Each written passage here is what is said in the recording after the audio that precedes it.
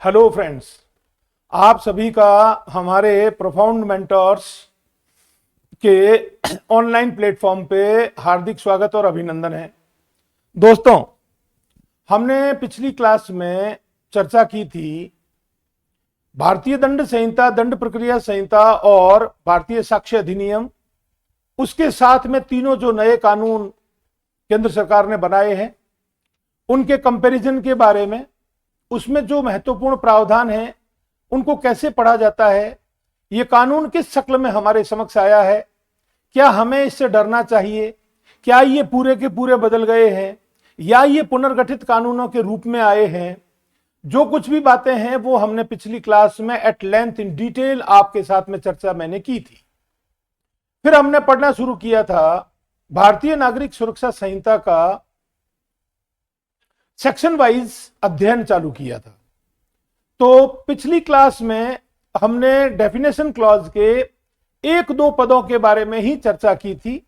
आज मैं नए सिरे से आपको डेफिनेशन क्लॉज को पूरा डिटेल में समझाता हूं। और मैंने आपको जैसे बताया था कि दोस्तों, कानून की हर पुस्तक में क्या होता है पता है आपको, कि कानून की हर पुस्तक में शुरुआत में ही जो है ना, धारा 2 या 3 में विधानमंडल क्या करता है कि उन सारे पदों की परिभाषा दे देता है जो पद उस कानून में जो तत्समय प्रवर्तन में है उनमें टाइम एंड अगेन बार बार बारंबार जो प्रयुक्त हुए हैं। तो उन कीवर्ड्स की, उन एक्सप्रेशंस की डेफिनेशन देके उनको एक सटीक, एक complete meaning is given to those words and expressions so that there should be no any sort of doubt and ambiguity in the mind of any person who is working in the field of law। और ना ही कोई व्यक्ति जो है वो दिए गए अर्थ से इतर कोई अर्थ निकालने के लिए स्वतंत्र नहीं होता, चाहे वो कानून के क्षेत्र में पढ़ाने वाला टीचर हो या फिर LLB का स्टूडेंट हो या फिर कोई जज साहब हो। एक बात अलग है कि डेफिनेशन क्लॉज में भी एक बात दी हुई रहती है कि कॉन्टेक्स्ट अदरवाइज रिक्वायर्स, तो हाई कोर्ट या सुप्रीम कोर्ट जो है उसका कोई दूसरा अर्थ ले सकते हैं, दे सकते हैं, बता सकते हैं कि भाई जो विधानमंडल ने जो परिभाषा में अर्थ दिया है वो हस्तगत मामले में, इंस्टेंट केस में किसी पर्टिकुलर कॉन्टेक्स्ट में फिट नहीं बैठ रहा। ऐसी परिस्थिति में ए डिफरेंट मीनिंग में be given by the honourable High Court और honourable Supreme Court of India. Now, today we are going to discuss each and every word and expression which has been defined in the definition clause under section 2 of the BNSS। तो देखो दोस्तों, हम पढ़ेंगे आज जमानत के बारे में। What is meant by जमानत? ये जमानत की परिभाषा जो है वो दंड प्रक्रिया संहिता में दी हुई नहीं थी। ये परिभाषा इस भारतीय नागरिक सुरक्षा संहिता में दी गई। अब हम जब जमानत का खुद का चैप्टर आएगा तब हम पढ़ेंगे कि जमानत क्या चीज है, जमानत ली जाती है कि जमानत दी जाती है, जमानत कौन देता है, किस किस अपराध में दी जाती है, वो सारी बात की बातें हैं। आज हम पढ़ने जा रहे हैं जमानत के बारे में। तो ये लिखता है, जमानत से किसी अधिकारी या न्यायालय द्वारा अधिरोपित कतिपय शर्तों पर किसी अपराध के कारित किए जाने के अभियुक्त या संदिग्ध व्यक्ति द्वारा किसी बंद पत्र या जमानत पत्र के निष्पादन पर विधि की अभिरक्षा से ऐसे व्यक्ति का छोड़ा जाना अभिप्रेत है। This is called release of a person by the court और by the officer on execution of a bond और ए बेल बॉन्ड। तो जमानत का मतलब क्या बताया दोस्तों? जमानत का मतलब धारा 2 की उपधारा ख में बता रखा है कि जमानत के माने होता है कि कोई भी अपराध का अभियुक्त है या कोई भी व्यक्ति सस्पेक्टेड, संदिग्ध है और वो अभिरक्षा में है, उस व्यक्ति को रिहाई देनी है। तो रिहाई देने के बदले या तो अधिकारी, ये अधिकारी का संकेत जो है वो पुलिस अधिकारी की तरफ है और न्यायालय तो न्यायालय होता है, तो उस व्यक्ति को किसके भरोसे छोड़े? तो या तो वो व्यक्ति बंद पत्र बॉन्ड अपना एग्जीक्यूट करता है, नहीं तो श्योरिटी बॉन्ड आता है, that is called bail bond, और उसे कहते हैं जमानत। ये नया परिभाषित शब्द है जिसकी परिभाषा दंड प्रक्रिया संहिता में नहीं दी गई थी। ठीक है। अब अगला हमारा जमानती अपराध। अब दोस्तों मैं आपको एक बात बताऊं, हमने पिछली क्लास में चर्चा की थी कि भारतीय नागरिक सुरक्षा संहिता के जहां पर इसकी धाराएं 531 खत्म होती है, उसके ठीक पीछे दो अनुसूचियां उपबद्ध की हुई है। Two schedules have been attached and annexed by the legislature. First one is called schedule first and second one is called schedule second. मैंने डिटेल में आपको बताया था कि प्रथम अनुसूची में 6 कॉलम होते हैं। तो पहले कॉलम में तो भारतीय न्याय संहिता के अपराधों की धाराएं दे रखी है, और दूसरे में दे रखा है कि वो जो धारा जो है उसके अपराध का संक्षिप्त सार क्या है। वो परिभाषा पूर्ण तो नहीं है, परंतु संकेत है उस तरफ की फला फला धारा में क्या चीज है। उसके बाद दोस्तों बात आती है तीसरे नंबर कॉलम की। तो जो पहले खंड में, पहले कॉलम में, पहले स्तंभ में जो अपराध की धारा दे रखी है, उसके ठीक सामने उसका दंड बताया हुआ है कि वो कितना दंड उसमें कानून के द्वारा विहित किया गया है। चौथे खंड में हमको पढ़ने को मिलेगा कि वेदर ऑफेंस इज कॉग्निजेबल और नॉन कॉग्निजेबल, अपराध संज्ञेय है कि असंज्ञेय है। अगला कॉलम है जो बताता है कि अपराध जमानती है कि अजमानती है, और लास्ट वाला उसका कॉलम नंबर 6 बताता है कि वो अपराध जो है ना किस न्यायालय के द्वारा विचारणीय है। ये बातें हमने पिछली क्लास में डिटेल में पढ़ ली थी। ओके, तो आज मैं आपको बताना चाहता हूं कि ये जमानती अपराध जो है ना, इसकी परिभाषा literally this is not a definition, otherwise we can say that it is a reference. ये संदर्भ है जो हमें शेड्यूल फर्स्ट की तरफ इशारा करता है, और क्या कहता है कि जमानती अपराध से ऐसा अपराध अभिप्रेत है। Bailable offense means an offense which is shown bailable in the schedule first of the BNSS। तो भारतीय नागरिक सुरक्षा संहिता की अनुसूची संख्या 1 उसके कॉलम नंबर 5 में जिन अपराधों को जमानती होना बताया गया है वो जमानती है। We are nobody to apply our technical or different type of mind to arrive at the conclusion whether a particular offense is bailable one or non-bailable one। Why? Because it has been made categorically clear in the definition itself।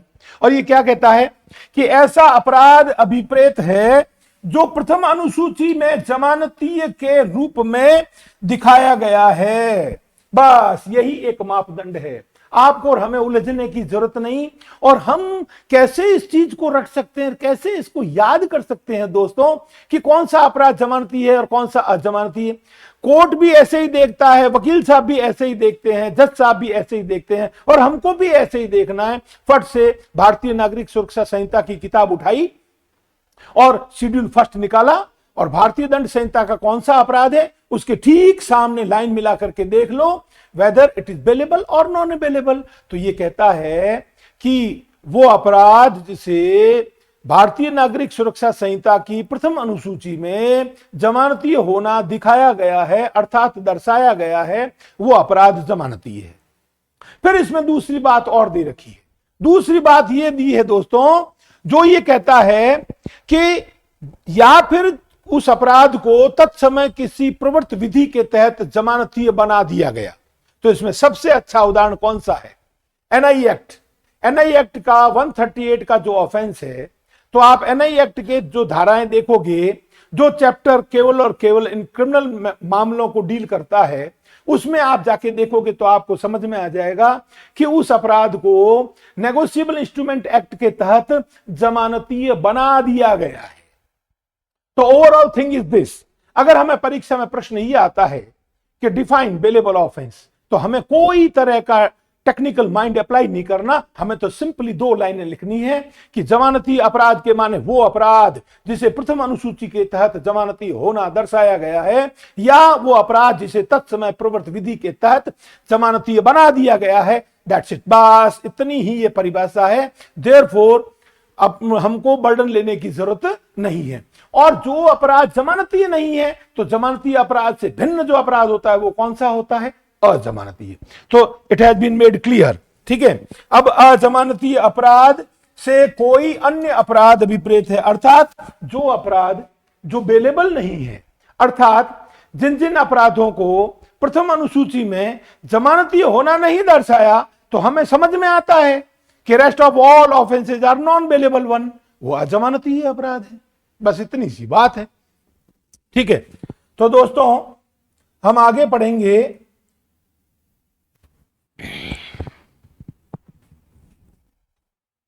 आगे हमको पढ़ना है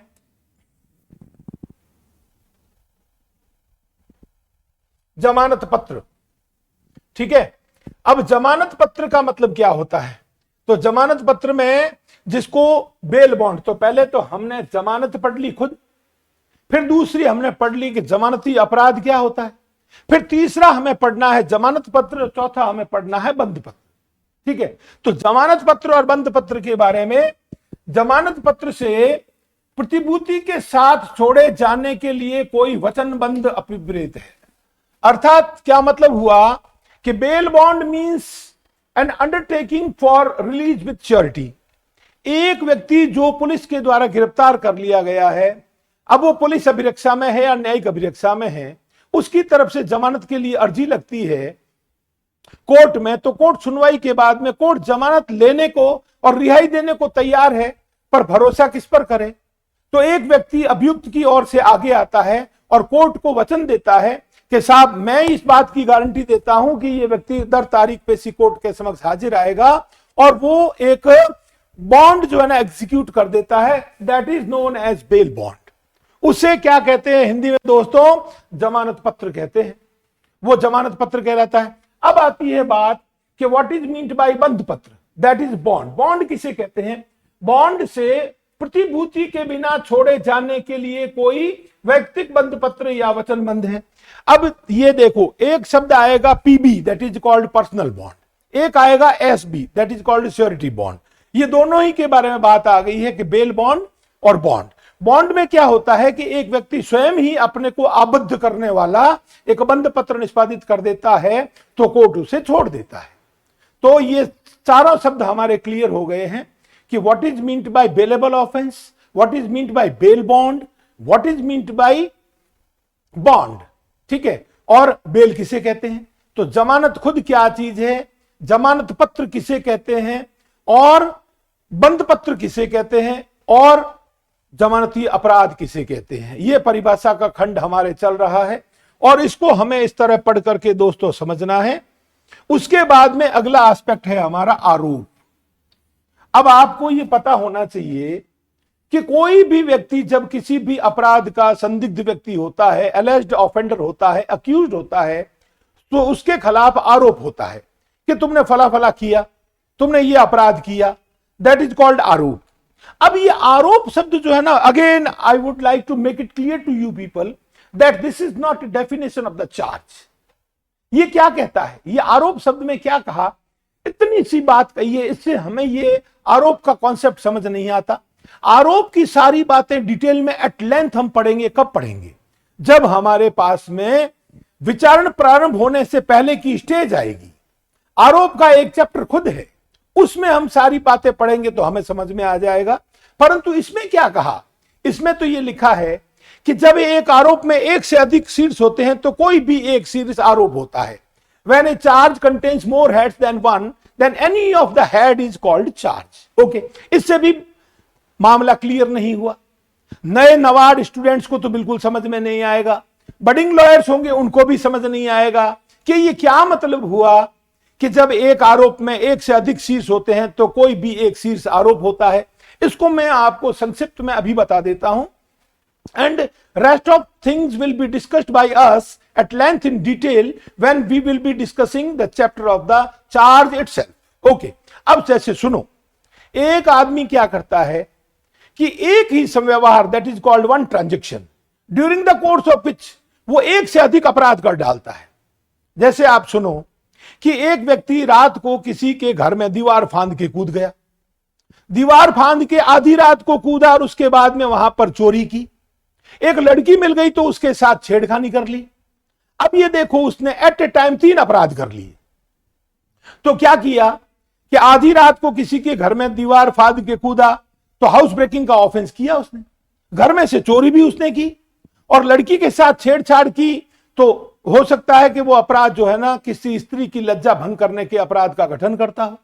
तो ऐसी परिस्थिति में when he is going to face the trial before the court, that is a court of magistrate, तो magistrate क्या करेगा कि उस अभियुक्त के खिलाफ आरोप विरचित करेगा, अर्थात that magistrate is going to frame the charge in writing. तो लिखित में चार्ज बनाएगा, तो चार्ज बनाएगा तो उसके ऊपर आरोप होगा। क्या आरोप होगा कि तूने फला फला दिन रात को इतने इतने बजे के आसपास एक आदमी के, उस व्यक्ति के घर में जो है ना कूद करके और चोरी की और वहां पे महिला से छेड़खानी की। ये 3 अलग अलग सुभिन्न अपराध हैं और तीनों के अलग अलग चार्ज लगा दिए। तो अब आरोप विरचित हो गया। अब हमको इसको समझना है कि जब एक आरोप में एक से अधिक शीर्ष होते हैं तो कोई भी एक शीर्ष आरोप होता है, तो चोरी है वो भी आरोप है, महिला से छेड़खानी करना, स्त्री की लज्जा को भंग करना वो भी आरोप है, और रात्रि गृह भेदन का अपराध करना यह भी आरोप है। बस यही बात बता रखी है कि what is meant by charge. तो चार्ज के बारे में इंडिकेशन है कि whenever there is a charge, the same is framed by the court and in that charge there are more heads than one. In such a situation any of the head is called charge। यह है दोस्तों। अब अगला है हमारा aspect, वो है संज्ञेय अपराध। देखो, मैं इतना पॉसिबल नहीं होता कि मैं what ever I speak in English मैं वर्बेटिम ट्रांसलेशन करूं। ये एक ही पीरियड जो है ना वो 2-2 घंटे का हो जाएगा अननेसेसरली। बाकी मैं हिंदी में भी समझाता हूं, इंग्लिश में भी समझाता हूं, इसलिए इस प्रकार की कोई समस्या मैं समझता हूं कि मेरे स्टूडेंट्स को, मेरे विद्यार्थियों को आने वाली नहीं है। और जो इंग्लिश मीडियम के बच्चे हैं, तो अब जैसे देखो, मैं इंग्लिश में बोल के आपको बता ही देता हूं। मैंने यही बताया कि charge includes any head of charge when the charge contains more heads than one. तो कोर्ट ने जो आरोप विरचित किया, the charge which has been framed by the court in writing that contains more heads than one, then any of the head is called charge. This is clear. Okay, तो अब हम आते हैं कॉग्निजेबल ऑफेंस पर। तो देखो दोस्तों, भारतीय नागरिक सुरक्षा संहिता के अनुसूची 1 में जाकर के देखोगे ना, तो आपको कॉलम नंबर 4 में अपराध मिलेंगे और उनका वर्गीकरण किया हुआ है संज्ञेय और असंज्ञेय अपराध के रूप में। ठीक है, और हम कॉमन पार्लेंस में, जो कि आम बोलचाल की भाषा होती है, और लीगल पार्लेंस जो कानून की भाषा होती है, कई बार दोनों में एक ही बात होती है, कई बार थोड़ी थोड़ी भिन्न भिन्न बातें होती है। तो हमें जो संज्ञेय अपराध है, तो संज्ञेय अपराध के माने क्या, वहां पर तो शेड्यूल फर्स्ट में दोस्तों जाके देखोगे तो आपको क्या मिलेगा कि उन्होंने भारतीय नागरिक सुरक्षा संहिता की अनुसूची 1 में कॉलम नंबर 1 में भारतीय न्याय संहिता के सारे अपराधों को क्रोनोलॉजिकल ऑर्डर में लिख दिया है, और उनके ठीक सामने लिख दिया कि अपराध जमानती है या संज्ञेय है, अपराध अजमानती है और संज्ञेय है। अपराध जो है ना, देखो, अपराध संज्ञेय के साथ जमानती हो सकता है, अपराध संज्ञेय के साथ अजमानती हो सकता है। ठीक है, और अपराध कौन सा है, असंज्ञेय। और मैं आपको एक बात क्लियर कर दूं, दंड की मात्रा जो है वो अपराध के संज्ञेय और असंज्ञेय होने का क्राइटेरिया नहीं होता, ये मापदंड नहीं होता। ये जो है, ये संकेत उस तरफ है कि अपराधों को अगर हम आम भाषा में समझें तो कुछ अपराध गंभीर प्रकृति होते हैं, कुछ कम गंभीर होते हैं। तो जो ज्यादा गंभीर और घातक प्रवृत्ति के अपराध होते हैं उनको कॉग्निजेबल ऑफेंस करार दिया गया है, और जो अपेक्षाकृत कम गंभीर होते हैं उनको असंज्ञेय अपराधों के रूप में, that is non cognizable offences के रूप में बताया है। और कोई बड़ी बात है नहीं। अब हमें अगर संज्ञेय अपराध की परिभाषा परीक्षा में पूछे तो how to answer the question, what is meant by cognizable offence, तो क्या लिखता है, ये लिखता है कि cognizable offence is the offence for which, cognizable case is the case in which police officer is empowered by the law, that is a schedule first, or under any law which is timing in force, तो police officer is empowered by the law to make arrest without warrant। अर्थात सीधी और simple दोस्तों एक बात समझनी है कि जब कभी भी कोई ऐसा अपराध जिसमें पुलिस अधिकारी बिना वारंट के गिरफ्तार करने की ताकत रखता है, वो अपराध संज्ञेय अपराध है। यही क्राइटेरिया है। ठीक है, और इसके आगे आएगा, जब अल्फाबेटिकली आएगा तो वो एन से शुरू होता है, नॉन कॉग्निजेबल ऑफेंस। तो हमें बहुत आगे जाकर के वो पढ़ने को मिलेगा कि what is meant by non cognizable offence. तो वो लिखता है कि non cognizable offence is the offence for which, non cognizable case is the case in which police officer is not authorised by the law to make arrest without warrant. बस ये line खींच दी है। हर वो अपराध जिसमें पुलिस बिना warrant के गिरफ्तार कर सकती है दोस्तों, वो अपराध संज्ञेय अपराध है। और जिस अपराध के लिए पुलिस बिना वारंट के गिरफ्तार करने के लिए कानूनन अधिकृत नहीं है, वो अपराध असंज्ञेय अपराध है। ठीक है, अब चूंकि मैंने आपको पहली ही क्लास में I had made it clear to you people, क्या बताया था? मैंने आपको बताया था कि मेरी ये क्लास जो है ना, this is not only for those aspirants who are going to appear at judicial service examination like civil जज कार्डर एंड डिस्ट्रिक्ट जज कार्डर. It may be useful for police officers.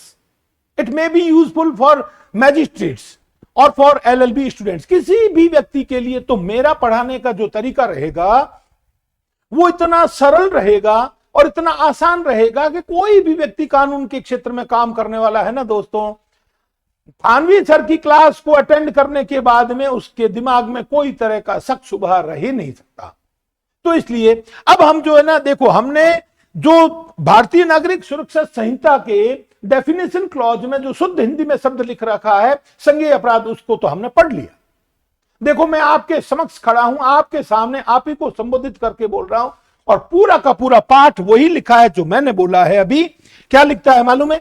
संज्ञेय अपराध से ऐसा अपराध अभिप्रेत है जिसके लिए, और संज्ञेय मामला से ऐसा मामला अभिप्रेत है जिसमें कोई पुलिस अधिकारी प्रथम अनुसूची के या तत्समय प्रवर्त विधि के अनुसार वारंट के बिना गिरफ्तार कर सकता है. यही मैंने बोला था आपके समक्ष कि cognizable offence is the offence for विच, देख लो इसमें कॉग्निजेबल ऑफेंस के लिए, cognizable offence is the offence for which, cognizable case is the case in which police officer is empowered by law, that is schedule first of the PNSS, और under any law which is timing in force, police officer is empowered by the law to make arrest without warrant. This is known as a cognizable offense.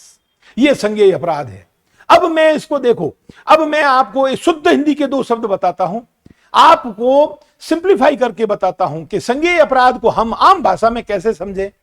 तो संज्ञेय अपराध होता है हस्तक्षेप योग्य अपराध, उसे हस्तक्षेपीय अपराध कहते हैं. नॉन कॉग्निजेबल वो अहस्तक्षेपीय अपराध होता है.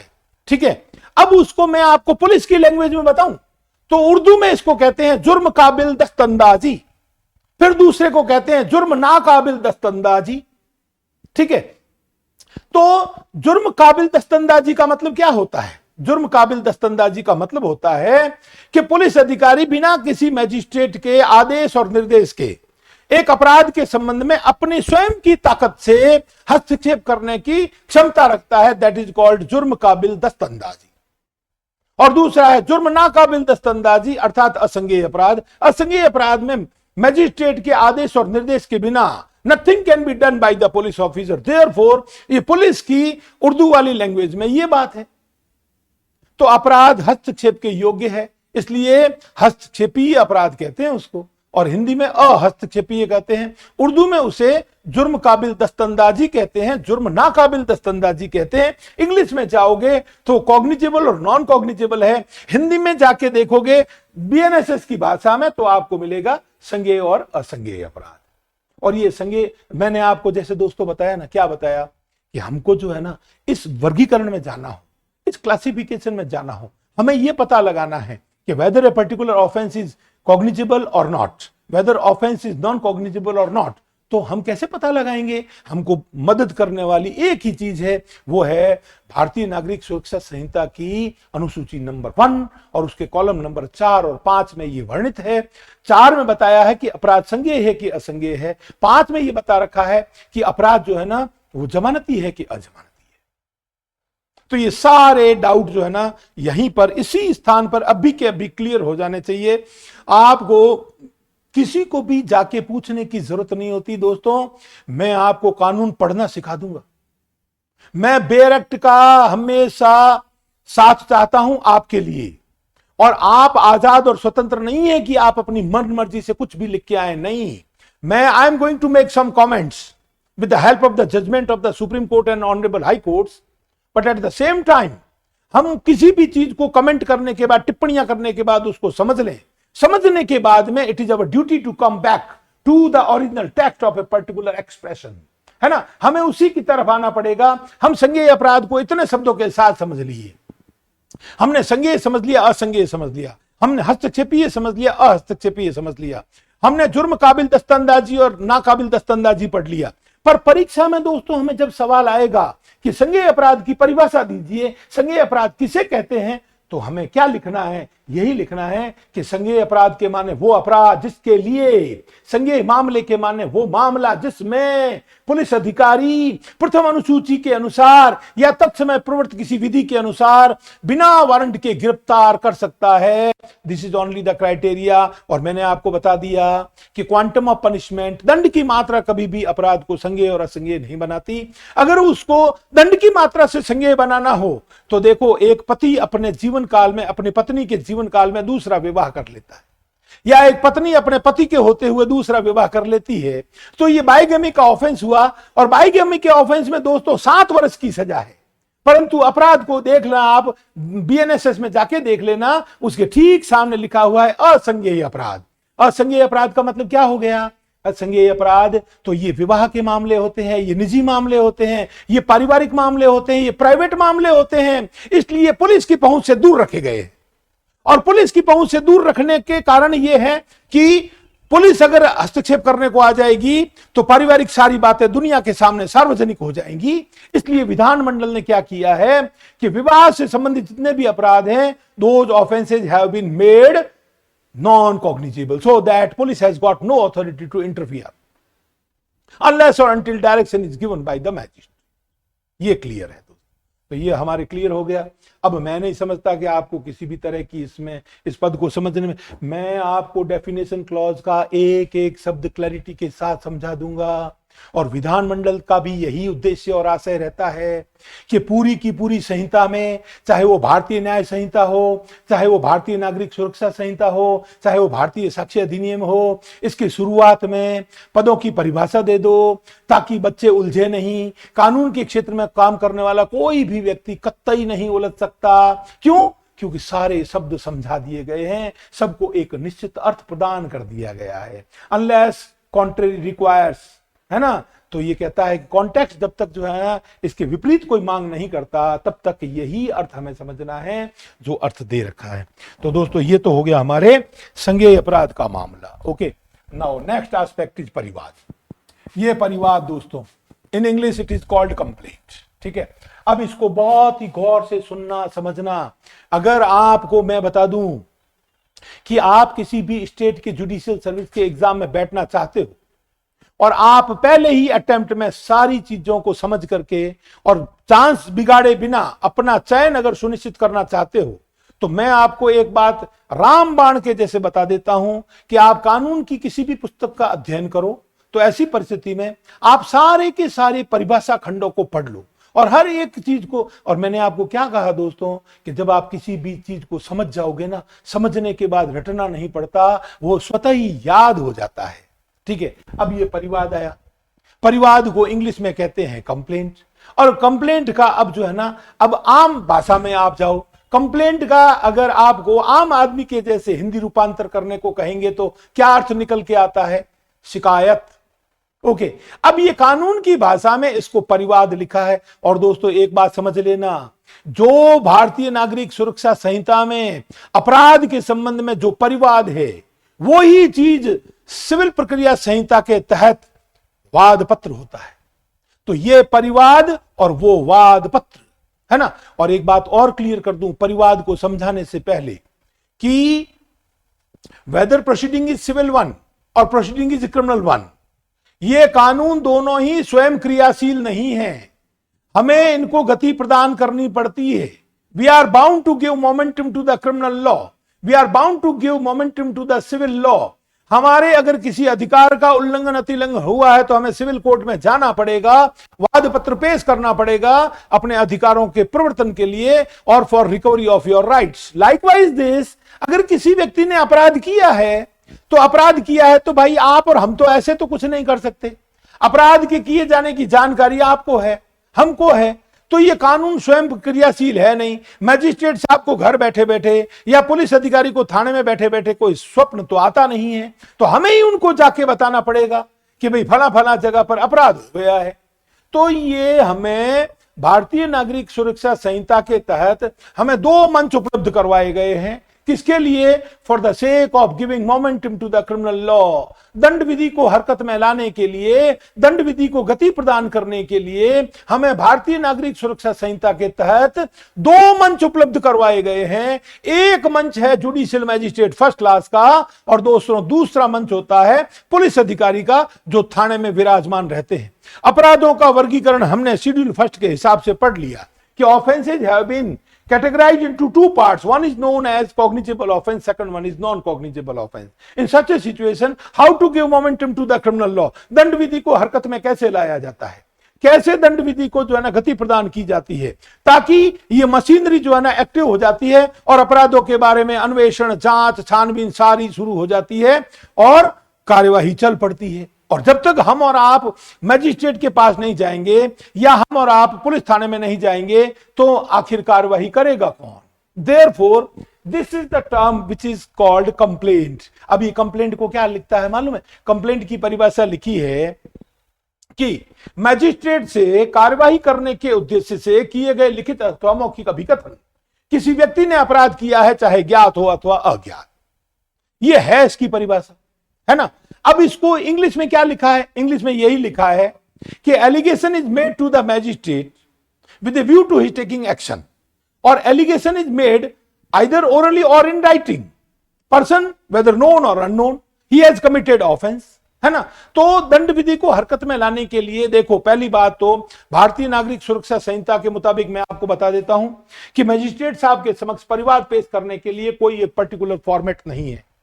और आपको परीक्षा में यह सवाल आ जाता है कि परिवाद लिखिए, तो जो चीज मौखिक की जा सकती है उसमें कभी भी एक सेट पर्टिकुलर परफॉर्मा हो नहीं सकता, बिकॉज आप अगर मैजिस्ट्रेट को जाके मुंह से बोल के बताओगे तो वो खुद उसको लेखबद्ध कर लेंगे, आप लिखित में जाके दे दोगे तो वो आपसे ले लेंगे। ये बात आपको दोस्तों आगे जाके इसी भारतीय नागरिक सुरक्षा संहिता में पढ़ने को मिलेगी कि अगर आप एफआईआर करना चाहते हैं तो आप एफआईआर लिखित में दे सकते हैं, आप एफआईआर मौखिक में दोगे तो वहां पर लेखबद्ध कर ली जाएगी। तो जब मौखिक देने पर लेखबद्ध कर ली जाती है, परिवाद भी आप मौखिक करोगे तो उसको लेखबद्ध कर लिया जाएगा, तो ऐसी परिस्थिति में एक फॉर्मेट हो नहीं सकता। अब हमें देखना यह है कि ये परिवाद की परिभाषा में कितनी बातों को समाविष्ट किया। क्या लिखा? इसने लिखा है कि मैजिस्ट्रेट से कार्यवाही करने के उद्देश्य से किए गए लिखित अथवा मौखिक अभिकथन, किसी व्यक्ति ने अपराध किया है चाहे ज्ञात हो अथवा अज्ञात। हो गया क्लियर? अब इसमें दोस्तों आपको परीक्षा में सवाल यह आ सकता है, मुख्य परीक्षा में, कि एक परिवाद के जो है ना एसेंशियल्स बताइए, उसके आवश्यक तत्व बताइए, what are the elements of a complaint, है ना। तो एलिमेंट तो मैं आपको एक बात सिखा देता हूं कि आपको एलिमेंट निकालने होना तो जो परिभाषा दी रखी है उस परिभाषा के खुद के टुकड़े टुकड़े कर दो, टुकड़े टुकड़े करोगे तो आपको जो है एसेंशियल सामने आ जाएंगे। ठीक है, अब जैसे इसमें कि परिवाद कौन कर सकता है, ये चुप है, इसने तो सिर्फ इतना ही लिखा है, मैजिस्ट्रेट से कार्यवाही करने के उद्देश्य से किए गए लिखित अथवा मौखिक अभिकथन, किसी व्यक्ति ने अपराध किया है चाहे ज्ञात हो अथवा अज्ञात। तो देखो, पहले तो ये लोकस स्टैंडी के बारे में चुप है कि कौन जाके परिवाद करेगा। इसके बारे में चुप होने का मतलब क्या होता है कि कोई भी व्यक्ति जो अपराध के किए जाने की जानकारी रखता है, it is open to him and her to go to magistrate and make a complaint orally और in writing, it is at him only और हर ओनली। उनको जैसा ठीक लगे, चाहे तो लिखित में परिवाद पेश कर दो और नहीं तो चाहे मौखिक में दे दो। तो ये तो खत्म हो गई बात कि परिवाद कौन कर सकता है। ठीक है, अपवादित दशाओं को छोड़ दो जिसके बारे में मैं अभी आपको क्लियर कर दूंगा। तो ये क्या कहता है कि मैजिस्ट्रेट से कार्यवाही करने के उद्देश्य से किए गए लिखित अथवा मौखिक अभिकथन, किसी व्यक्ति ने अपराध किया है चाहे ज्ञात हो अथवा अज्ञात। ठीक है, अब अपराध किया है, अपराध के पहले नहीं लिखा कि अपराध संज्ञेय किया है कि असंज्ञेय किया है, नहीं लिखा ना। इसका मतलब साफ है, without any qualifying word, the term offense has been used by the legislature in the definition of the complaint. Therefore, it is crystal clear that complaint may be made to the magistrate for the purpose of taking his action. It may be made to magistrate in regard to the cognizable offense or in regard to non-cognizable offense, and in both the events. दोनों ही अपराध हो तो करो। तो ये चुप है इसके बारे में कि कौन परिवाद करेगा, किसी का नाम नहीं बताया कि जिसके साथ अपराध हुआ वही जाके परिवाद करेगा या उसका रिश्तेदार ही करेगा या उसका दोस्त ही करेगा, ऐसा कुछ भी नहीं लिखा है ना। इसका मतलब साफ है, anybody can give momentum to criminal law. और परीक्षा में मैं बता दूं, मुख्य परीक्षा में सवाल आता है anybody can give momentum to the criminal law, what are the exceptions to this general rule. इस सामान्य नियम के अपवाद बताइए जो हम पढ़ेंगे। जो भारतीय दंड संहिता के अपराध जो हैं उसके बारे में दंड प्रक्रिया संहिता में बता रखा था, धारा 195 से 199 तक के अपराध जो हैं उनके बारे में जो व्यथित व्यक्ति है वो मजिस्ट्रेट के सामने जाकर के लिखित में परिवाद पेश करेगा तो ही मजिस्ट्रेट अपराध का कॉग्निजेंस ले सकता था, अदरवाइज नहीं। वैसे के वैसे प्रोविजंस हो गए हैं आपके भारतीय नागरिक सुरक्षा संहिता में। आई थिंक धारा 215 से लगाकर 220 तक के प्रावधान हैं जिसमें ये पांचों छहों अपवादित दशाएं हैं, जिसमें हर व्यक्ति दंड विधि को गति प्रदान नहीं कर सकता। और साधारण नियम यह है कि कोई भी जाकर मजिस्ट्रेट के सामने, और जरूरत इतनी है, और एक आदमी के खिलाफ अपराध हुआ तो अपराधी जो पीड़ित को नहीं जानता, पीड़ित अपराधी को नहीं जानता। अब पीड़ित जाके मजिस्ट्रेट के सामने कहेगा कि मेरे साथ ये फला फला चीज हो गई है, तो वो तो अपराधी को जानता ही नहीं है, तो नामजद रिपोर्ट कैसे करेगा, नामजद परिवाद कैसे करेगा। इसलिए खुला छोड़ दिया। क्या लिखा कि वेदर पर्सन इज नोन और अननोन, चाहे वो व्यक्ति ज्ञात है अज्ञात है कोई फर्क नहीं पड़ेगा, because it is a subject matter of inquiry and investigation. Therefore what is your duty? Your duty is to give momentum to the criminal law. You just appear before the magistrate and make a complaint, either orally or in writing, whatever you think fit. There is no bar at all. कोई तरह की समस्या नहीं है। ये कि ये बातें देख लो, यहां पे लिखा है। क्या लिखा है इस संहिता के अधीन? फिर लिखता है, देखो, मैजिस्ट्रेट द्वारा कार्यवाही किए जाने की दृष्टि से मौखिक या लिखित रूप में उससे किया गया अभिकथन अभिप्रेत है कि किसी व्यक्ति ने, चाहे वो ज्ञात हो या अज्ञात, अपराध किया है। अब इसमें आगे क्या लिखता है मालूम है? किंतु इसमें पुलिस रिपोर्ट शामिल नहीं है। किंतु इसमें पुलिस रिपोर्ट शामिल नहीं है। अब नीचे इसको एक्सप्लेनेशन दिया कि एक अपराध का अनुसंधान पुलिस अधिकारी ने किया और अनुसंधान जब समाप्त हुआ तो अपराध जो है ना वो कौन सा किया जाना प्रतीत हो रहा है? असंज्ञेय। असंज्ञेय अपराध की अन्वेषण और छानबीन का काम जो है ना पुलिस अधिकारी मजिस्ट्रेट के आदेश के बिना कर नहीं सकता। लॉ में तो पोजीशन ये है। इसीलिए इनको एक्सप्लेनेशन को देना पड़ा कि बाद अनुसंधान अपराध जो किया जाना प्रतीत होता है वो कॉग्निजेबल की जगह नॉन कॉग्निजेबल है। तो ऐसी परिस्थिति में it has been made clear by the legislature कि पुलिस अधिकारी ने तो अपराध का अन्वेषण कर लिया। तो आप ये समझो कि एक अपराध जिसके बारे में उसको संज्ञेय समझते हुए एफआईआर दर्ज की गई थी। एफआईआर दर्ज के पुलिस ने जब इन्वेस्टिगेशन शुरू किया तो बाद इन्वेस्टिगेशन पुलिस अधिकारी को यह पता चला कि ऑफेंस जो किया गया प्रतीत होता है वो कॉग्निजेबल ना होकर के नॉन कॉग्निजेबल है। तो ऐसी परिस्थिति में करना क्या फिर? क्योंकि पुलिस ने तो रिपोर्ट तैयार कर ली। इसलिए इस बात को स्पष्ट कर दिया कि अगर बाद अनुसंधान अपराध संज्ञेय की बजाय असंज्ञेय कारित किया जाना प्रतीत होता है तो ऐसी परिस्थिति में पुलिस अधिकारी के द्वारा पेश की गई रिपोर्ट को तो परिवाद माना जाएगा और पुलिस अधिकारी को परिवादी। ये है दोस्तों, ठीक है। तो मैंने आपको बता दिया। तो ये चीज आगे चैप्टर में हमको मिलेगी एफआईआर वाले में, तब हम पढ़ लेंगे कि हम पुलिस थाने कैसे जाते हैं और वहां पर एफआईआर कैसे की जाती है, लिखित में कैसे करते हैं, जब हम मौखिक करते हैं तो पुलिस अधिकारी क्या करता है, वो उसके प्रोविजंस है। यहां पर परिवाद आया तो I have made it clear to you people कि लॉ में दो प्रकार के मंच उपलब्ध करवा रखे हैं, दो प्रकार के अपराध हैं। एक ऑफेंस कॉग्निजेबल है, एक ऑफेंस नॉन कॉग्निजेबल है। एक पुलिस थाना है, एक मजिस्ट्रेट का कोर्ट है। वहां मजिस्ट्रेट के पास जाओगे तो कर दो। अब देखो, मैं आपको बताऊं कि मैंने आपको अभी बोला कि परीक्षा में, मुख्य परीक्षा में सवाल ये आ सकता है। पहला सवाल ये हो सकता है कि परिवाद की परिभाषा दीजिए, तो आप परिवाद की परिभाषा दे दो। आपको मुख्य परीक्षा में परिवाद खुद लिखना भी आ सकता है। तो मैंने आपको पहले से ही बता दिया कि चूंकि परिवाद लिखित के साथ मौखिक भी करना अनुज्ञात है, तो जब मौखिक किया जा सकता है तो फॉर्मेट तो हो ही नहीं सकता। तो फॉर्मेट है ही नहीं, तो इसका मतलब परिवाद लिखने को आएगा। तो परिवाद कैसे लिखा जाता है ये हम जब मेन एग्जाम के पॉइंट ऑफ व्यू से जो रिटन एग्जाम की तैयारियां करते हैं ना, उसमें कैसे पढ़ाते हैं, वो सारी चीजें इससे बाहर निकलने के बाद में we will discuss all that. सारी बातों को तफसील से तसल्ली के साथ पढ़ेंगे दोस्तों। तो अब आपको परीक्षा में, अगर मुख्य परीक्षा में सवाल ये आता है कि एक परिवाद के एसेंशियल एलिमेंट्स क्या होते हैं, तो क्या लिखोगे? सबसे पहला, परिवाद सदैव मैजिस्ट्रेट से किया जाता है, नंबर 1। परिवाद मौखिक अथवा लिखित किया जा सकता है, नंबर 2। परिवाद संज्ञेय और असंज्ञेय किसी भी अपराध के संबंध में किया जा सकता है, number 3।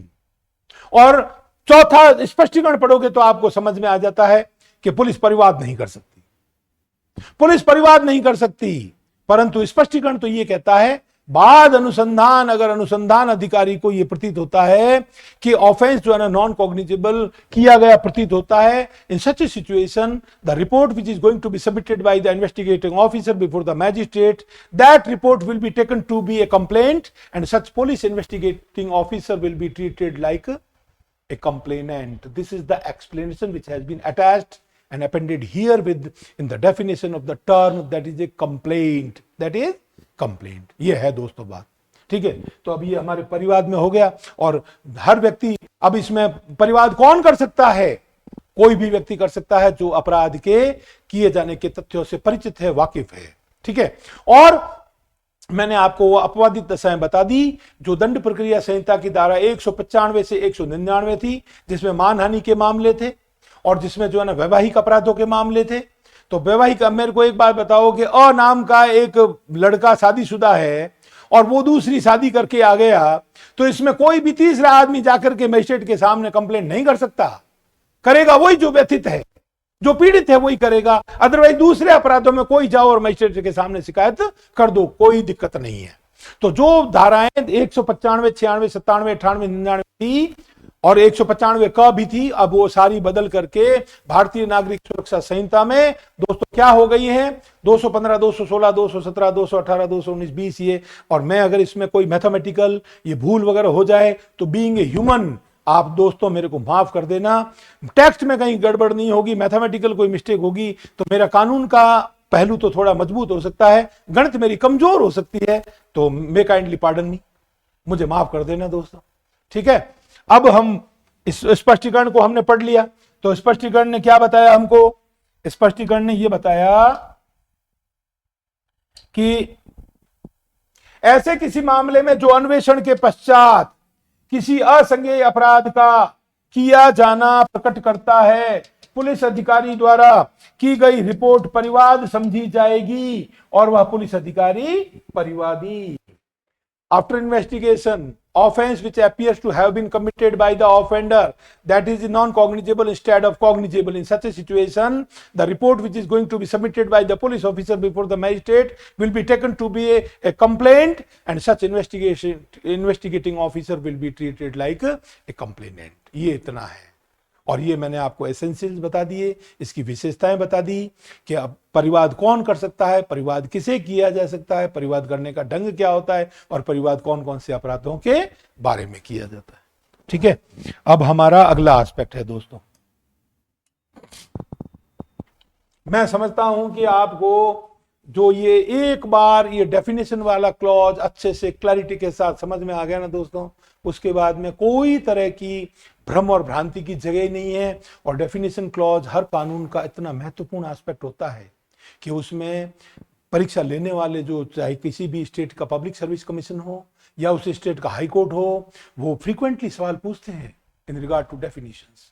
Therefore, we must be well versed and conversant with each and every definition which has been given by the legislature in various laws in the very inception, that is पुस्तक के शुरुआत में ही दे दिया जाता है, इसको क्लियर कर लिया जाता है। और एक बात और बता देता हूं दोस्तों, हमें कानून की जो पढ़ाई करनी है ना, उसमें ये इतने बड़े बड़े महाग्रंथ हैं, हमें एक एक शब्द को चाट नहीं लेना है, हमें वो भी देखना है कि पढ़ना क्या है, छोड़ क्या देना है ना। क्योंकि परीक्षा को तैयारी के लिए 3 अलग अलग जो चक्र है, उनकी पढ़ने की तैयारी करने की तकनीक भी अलग अलग है, वो सारी मैं आपको बाद में बता दूंगा। अब ये कहता है कि इलेक्ट्रॉनिक कम्युनिकेशन का मतलब क्या होता है, ठीक है। तो इलेक्ट्रॉनिक कम्युनिकेशन को बताता है से किसी इलेक्ट्रॉनिक डिवाइस, अब इलेक्ट्रॉनिक डिवाइस, ठीक है ना। तो दोस्तों बात ये आती है कि हम इलेक्ट्रॉनिक कम्युनिकेशन किसको कहें, which can be said to be electronic communication. Okay, तो ये डिवाइस जिसके अंतर्गत क्या क्या आता है देख लेना दोस्तों। पहला टेलीफोन है, दूसरा मोबाइल फोन है, तीसरा अन्य बेतार दूरसंचार डिवाइस है, फिर या कंप्यूटर है, फिर सविदृश्य प्लेयर है, कैमरा या कोई अन्य इलेक्ट्रॉनिक डिवाइस या इलेक्ट्रॉनिक प्रारूप जो केंद्रीय सरकार द्वारा अधिसूचना द्वारा विनिर्दिष्ट किया जाए सम्मिलित है। तो इसको क्या किया, ये इंक्लूसिव डेफिनेशन है। ये कहते हैं कि इलेक्ट्रॉनिक संसूचना में ये इतने इतने डिवाइस हैं, इन डिवाइस के माध्यम से किसी को अगर सूचना दी गई है, that will be called electronic communication. क्यों? क्योंकि इलेक्ट्रॉनिक कम्युनिकेशन, अब देखो पहले वाला जमाना तो रहा नहीं, तो अब क्या होता है कि क्या कोई एफआईआर वगैरह जो है ना मोबाइल फोन पे दी जा सकती है कि पुलिस अधिकारी के समक्ष ही उपस्थित होना पड़ेगा, क्या करना पड़ेगा, कैसे करना पड़ेगा, वो सारी बातें। ठीक है, अब फिर क्या लिखता है, सम्मिलित है कि साधन द्वारा किसी, पहला लिखित, दूसरा मौखिक, तीसरा सचित्र सूचना या वीडियो अंतर्वस्तु की संसूचना अभिप्रेत है, जिसे चाहे किसी एक व्यक्ति से अन्य व्यक्ति को, या एक डिवाइस से किसी अन्य डिवाइस को, या किसी व्यक्ति से किसी डिवाइस को। तो देखो तीनों चीजें दे दी, mobile to mobile, computer to computer, व्यक्ति से व्यक्ति को, है ना। तो जिस किसी भी माध्यम से दिए, तो इलेक्ट्रॉनिक सूचना, तो इलेक्ट्रॉनिक संसूचना को परिभाषित करने के लिए सारे इलेक्ट्रॉनिक डिवाइसेस के नाम बता दिए, और फिर दी कैसे जाते हैं। हम साइबर ऑफेंसेज के बारे में पढ़ते हैं ना, तो कंप्यूटर ओरिएंटेड ऑफेंसेज होते हैं, साइबर ऑफेंसेज होते हैं। ठीक है, तो ये क्या कहता है, ये कहता है कि मोबाइल से मोबाइल, कंप्यूटर से कंप्यूटर, मोबाइल से किसी व्यक्ति को, तो कैसे क्या सूचना दी गई है with in the meaning of this term, it is very much clear. तो उसको या तो ट्रांसमिट किया या फिर आपने ट्रांसफर कर दिया। अब आपके पास में कोई भी व्हाट्सएप मैसेज आया, you are going to forward the same. आपने किसी को वीडियो भेजा, वो वीडियो अश्लील वीडियो में शुमार होता है, क्या अपराध होता है, आपने क्या जानकारी दी, किसको दी, कैसे दी। तो ये सारी बातें अभी जो पुनर्गठित कानून आया है भारतीय नागरिक सुरक्षा संहिता में, इसमें विधानमंडल ने जरूरत वाले सारे शब्दों की परिभाषा दे दी है, ताकि कोई तरह का भ्रम और भ्रांति रहे ही नहीं। ठीक है, अब आई बात दोस्तों उच्च न्यायालय से। ठीक है, अब ये कॉमन सेंस की बात है कि हर एक को पता है कि उच्च न्यायालय क्या होता है। तो भाई ये उच्च न्यायालय शब्द को ये भारतीय नागरिक सुरक्षा संहिता में परिभाषा के खंड में देने की आवश्यकता विधानमंडल को क्यों कर पड़ी? उसका कारण है कि हम जब कॉन्स्टिट्यूशन ऑफ क्रिमिनल कोर्ट्स पढ़ेंगे, हम दंड न्यायालयों के गठन के बारे में पढ़ेंगे, तो हमें उच्च न्यायालय का नाम मिलेगा। उच्च न्यायालय किस किस तरह के दांडिक मामलों में काम करता है उसके बारे में जानकारी मिलेगी।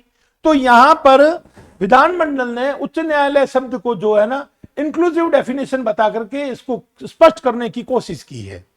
तो हम क्या समझें, तो देखो पहले तो हमें समझना पड़ेगा, before understanding the concept of this term that is high court, हमको पहले तो यह समझना पड़ेगा कि हमारा जो भारत है, ये भारत का जो राज्य क्षेत्र है, that is A territory of India, ये किससे मिलकर बना हुआ है दोस्तों, पहले यह समझना है।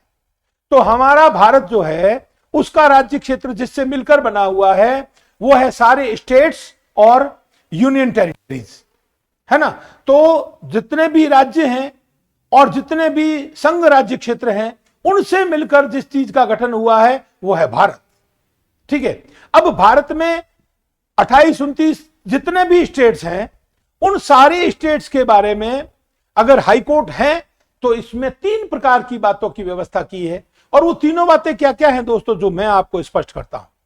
3 बातों में सबसे पहले तो ये बताता है कि हर एक वो राज्य जहां पर एक उच्च न्यायालय स्थापित है, तो वो हाईकोर्ट हो गया उस स्टेट का। ठीक है, फिर दूसरा खंड इसमें कहता है कि किसी भी एक राज्य का जो हाईकोर्ट है, उसके क्षेत्राधिकार का विस्तार किसी भी संघ राज्य क्षेत्र पर कर दिया गया है, तो उसके लिए वो हाईकोर्ट हो जाएगा।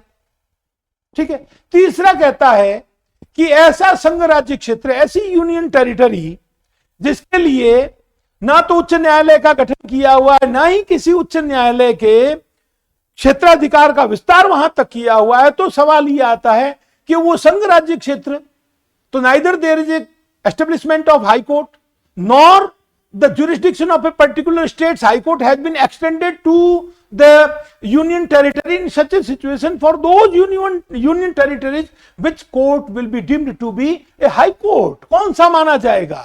इस प्रयोजन के लिए हाई कोर्ट की परिभाषा दी है। अब मैं आपको देखो, इसका मूल पाठ में टैटे करके ये तो है ना, इसको बताना बहुत आसान है दोस्तों। मैं आपको जो समझाता हूं ना, आप उसकी तरफ ध्यान देना। तो जैसे सोचो कि महाराष्ट्र है, राजस्थान है, तमिलनाडु है, गुजरात है, ये इस तरह के जो भी स्टेट्स हैं इनके खुद के अपने हाई कोर्ट्स है। तो पहला खंड तो क्लियर हो गया कि each and every state where there is high court, that high court is the high court for the purpose of this provision, this definition within the meaning of the term high court. Okay, अब देखो कि waste Bengal का Calcutta high court है, Calcutta high court का क्षेत्राधिकार का विस्तार कर दिया अंडमान निकोबार पर। तो अब अंडमान निकोबार के लिए कौन सा हाई कोर्ट माना जाएगा? कैलकाटा वाला हाई कोर्ट। ठीक है, अब आपको एक बात और समझ में आनी चाहिए कि जब दो स्टेट का एक कॉमन हाई कोर्ट होता है कि two state are to share one and only one high court, तो देखो आप चंडीगढ़ में जाके देखोगे तो आपको पता चलेगा कि there is a court and that court is for Punjab and Haryana. Punjab और हरियाणा का कॉमन हाई कोर्ट कहां लोकेटेड है? चंडीगढ़ में। तो वो Punjab and Haryana high court के नाम से ही पहचाना जाता है वो। ठीक है, इसी तरह अब आपको मैं समझाऊं कि जैसे आसाम, आसाम के साथ में आपको मिल जाएगा मिजोरम, अरुणाचल प्रदेश मिल जाएगा, ठीक है, नागालैंड मिल जाएगा। तो ये इनके लिए, सबके लिए जो हाई कोर्ट है वो गुवाहाटी हाई कोर्ट है। तो ये हो गया ना। तो क्या हो गया कि या तो एक राज्य में स्थापित उच्च न्यायालय स्वयं उच्च न्यायालय है, या किसी उच्च न्यायालय के क्षेत्राधिकार का विस्तार किसी संघ राज्य क्षेत्र पर कर दिया है तो उसके लिए है ना। और तीसरा ये कहता है कि वो संघ राज्य क्षेत्र जहां ना तो उच्च न्यायालय का गठन किया हुआ है, स्थापना की हुई है, ना ही किसी स्टेट के हाई कोर्ट का क्षेत्राधिकार का विस्तार वहां किया हुआ है, तो ये तीसरा खंड ये कहता है कि ऐसे यूनियन टेरिटरी का highest court, that court is empowered by the law to hear final appeal and revision, that is called high court for the purpose of this code. तो भारतीय नागरिक सुरक्षा संहिता के प्रयोजन के लिए वो कौन सा कोर्ट होता है? तो किसी भी यूनियन टेरिटरी के लिए जब उच्च न्यायालय की स्थापना नहीं की हुई है या फिर किसी उच्च न्यायालय के क्षेत्राधिकार का विस्तार वहां तक नहीं किया हुआ है, तो ऐसी परिस्थिति में वहां उस यूनियन टेरिटरी के जुडिशियल कमिश्नर का जो कोर्ट है वो अपील को सुनता है और उसके द्वारा किए गए कार्यों को इस संहिता के प्रयोजन से ऐसा माना जाता है कि वो जुडिशियल कमिश्नर का court for the sake of that union territory, that is A high court and appeal lies before supreme court. तो ये बात है दोस्तों। अब मैं आपको इसमें जो मूल पाठ लिखा है वो बता देता हूं।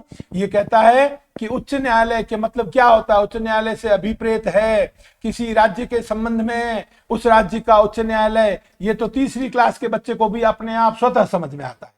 फिर दूसरा क्या कहता है? किसी ऐसे संघ राज्य क्षेत्र के संबंध में, ऐसी कोई यूनियन टेरिटरी जिस पर किसी राज्य के उच्च न्यायालय की अधिकारिता का विस्तार विधि द्वारा किया गया है। जो मैंने आपको उदाहरण बताया कि कलकत्ता हाईकोर्ट जो है whose jurisdiction has been extended up to Andaman Nicobar समूह, द्वीप समूह। तो ऐसी परिस्थिति में for the purpose of Andaman Nicobar के लिए Calcutta high court is the high court. Okay, अब तीसरा क्या कहता है? किसी अन्य संघ राज्य क्षेत्र के संबंध में भारत के उच्चतम न्यायालय से भिन्न उस संघ राज्य क्षेत्र के लिए दांडिक अपील का सर्वोच्च न्यायालय। तो ऐसी परिस्थिति में मैंने बहुत ही एम्फेसाइज करके, बहुत जोर देके आपको पढ़ाया और समझाया है कि जहां पर ऐसा कोई संघ राज्य क्षेत्र, ऐसी यूनियन टेरिटरी जहां पे ना तो उच्च न्यायालय है ना ही किसी स्टेट के उच्च न्यायालय के क्षेत्राधिकार का विस्तार वहां तक किया है, तो ये कहता है other than supreme court in that union territory there is a court that is called highest court of that union territory. और मैं आपको बता दूं वो वहां पे जुडिशियल कमिश्नर्स के कोर्ट होते हैं और वो जो है ना क्रिमिनल अपील्स को, रिविजन्स वगैरह को और उनके खिलाफ कोई अपील वगैरह करनी हो तो that lies before supreme court. Why? Because the name of the supreme court has been given in the definition clause number 3 और क्लॉज नंबर 3 में कह के और आपको बहुत ही अच्छे से इस बात को दोस्तों स्पष्ट कर दिया गया है। तो इंग्लिश में, इंग्लिश मीडियम के बच्चों के लिए for the satisfaction of those people I would like to recite the same. It states in relation to any state, the high court of that state. in relation to union territory to which the jurisdiction of the High Court for state has been extended by law, that High Court. Now third one is very much clear, in relation to any other union territory, the territory other than the Supreme Court of India. Got it? एकदम स्पष्ट, clear, कोई तरह का संदेह नहीं होना चाहिए। और अगर संदेह होता है तो आप हमें जो है वो कमेंट करके बताना। ऐप में सारी चीजें, आपके हर एक चीज का समाधान होगा दोस्तों। यहां पर आपको खुद को जो है ना निर्णय में आने में मुश्किल होगी कि थानवी सर की क्लास में पढ़ते हैं तो वो कौन सा विषय अच्छा पढ़ाते हैं। क्या भारतीय नागरिक सुरक्षा संहिता अच्छी पढ़ाई जा रही है कि सिविल प्रक्रिया संहिता अच्छी पढ़ाई जा रही है कि भारतीय साक्ष्य अधिनियम हम अच्छे से पढ़ रहे हैं कि हम भारत का बीएनएस को अच्छे से पढ़ रहे हैं और बाकी तो सारे माइनर लॉज हैं, उनकी तो क्या बिसात जब हमारे पास में इन चारों ही बड़े बड़े कानूनों का कंट्रोल होता है ना दोस्तों, तो बच्चों के कॉन्फिडेंस का लेवल बहुत हाई रहता है और उनको मन में जो है ना हमेशा उनका मन पढ़ने के लिए बढ़ता रहता है, because they understand each and everything, वो समझते हैं आप सब। तो ये कई बातें तो ये परिभाषा वाले खंड में ही समझ में आ जाती है। और मैं आपको एक बात बता दूं दोस्तों, मेरा जो पढ़ाने का, आप कभी भी जो है ना, मैं बताऊं, आपके खुद के हित की बात है। और मैं एक बात और स्पष्ट कर देता हूं, 18 साल से ऊपर का हर व्यक्ति अपने हितों का सर्वोत्तम निर्णायक होता है। सारे डिसीजन आपके खुद के होंगे। मेरा अगर मैं आपको एक बात बताऊं, अगर आप मेरे YouTube पे भी लेक्चर देखोगे थानवी सर के, तो आप जो है ना कभी भी दोस्तों, मेरा ये कथन है कि आप कभी भी वीडियो की जो है ना वो टाइम लेंथ पे मत जाना। टाइम लेंथ पे जाओगे तो अभी तो बाजार में बाढ़ आई हुई है, 2-2, 5-5, 10-10 मिनट की रीलें और वीडियो लेके आते हैं। वो लॉ के कॉन्सेप्ट समझाने का प्रयास ना होकर के केवल उनको तो आना है अपने प्लेटफॉर्म पर, बस बच्चा कुछ समझा कि नहीं समझा। और हम तो दोस्तों, हम तो पढ़ाते हैं थॉरोली, क्योंकि हमारा तो जो है ना टीचिंग हमेशा रिजल्ट ओरिएंटेड रहती है। इसलिए keeping in mind this fact we proceed with the matter accordingly. Okay, तो नेक्स्ट है दोस्तों जांच। मैंने पिछली क्लास में आपको बताया था कि भारतीय नागरिक सुरक्षा संहिता 3 बातों के साथ डील करती है। कितनी बातों के साथ?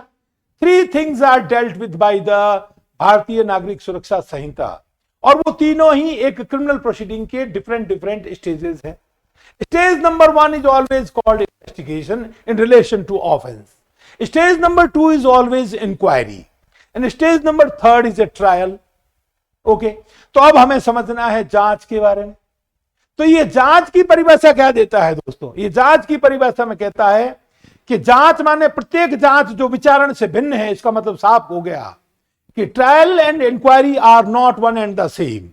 Why? Because by using the term trial, it has been excluded from the ambit of the term जांच।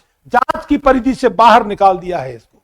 इसीलिए क्या लिखा कि जांच के माने प्रत्येक जांच विचारण से भिन्न, जो करता कौन है? Either it is conducted by the magistrate or by the court तो inquiry may be conducted either by the magistrate or by the court। ये सारी बातें मैं आपको डिटेल में अच्छे से समझाऊंगा। तो ये तो हुआ जांच। अब चूंकि ये अल्फाबेटिकली पढ़ना है इसलिए इंक्वायरी पहले आ रहा है, इन्वेस्टिगेशन बाद में आएगा, ट्रायल भी बाद में आएगा, परंतु इनका ऑर्डर जो है ना वो अनुसंधान, जांच और विचारण है। सीआरपीसी 3 बातों के साथ डील करती थी, इसी तरह भारतीय नागरिक सुरक्षा संहिता भी मुख्य रूप से ओरिजिनली 3 ही बातों के, मूल रूप से 3 बातों के साथ ही व्यवहार करती है। पहला अनुसंधान है, दूसरा जांच है, तीसरा विचारण है दोस्तों।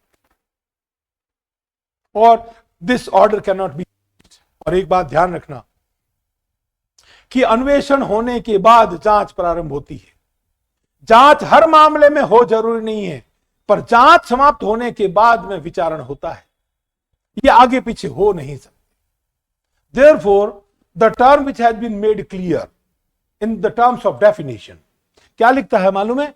विचारण से भिन्न पहले से ही अलग कर दिया। ऐसी प्रत्येक जांच अभिप्रेत है जो इस संहिता के अधीन अंडर दिस कोड कौन करता है? Either it is conducted by the magistrate और बाय द न्यायालय। ओके, अब बात है ना, आपको कंफ्यूज होने की जरूरत नहीं है। अन्वेषण के बारे में पढ़ेंगे तो साफ और स्पष्ट बात हो जाएगी कि अन्वेषण में एक ही काम किया जाता है, जांच।